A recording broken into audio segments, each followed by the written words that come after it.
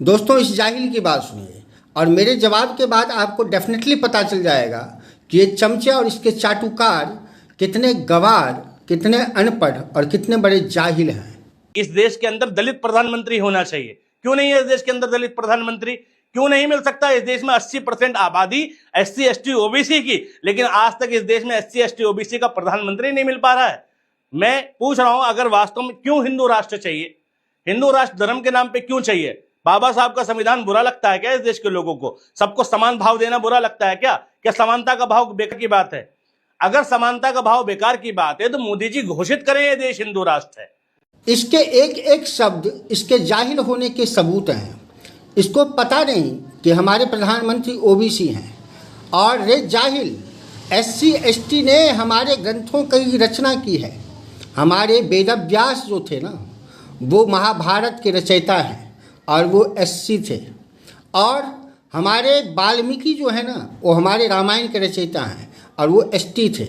तो हमने SC ST को सबसे ऊपर पोजीशन दे रखा है। तू उनको नीच समझता होगा क्योंकि तू खुद नीच है।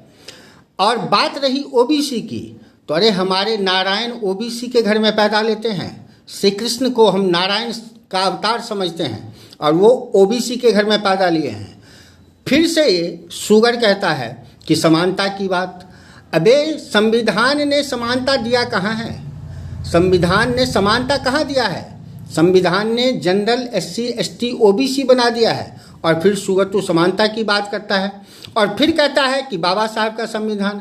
अबे बाबा साहब का संविधान रहा कहाँ? ये तो कांग्रेसी का संविधान है। बाबा साहब ने तो हिंदू राष्ट्र का संविधान बनाया था। उसमें राम दरबार की फ़ोटो थी, उसमें गुरु गोविंद सिंह जी की फ़ोटो थी, उसमें महात्मा बुद्ध की फ़ोटो थी, बहुत सारे देवी देवताओं की फ़ोटो थी।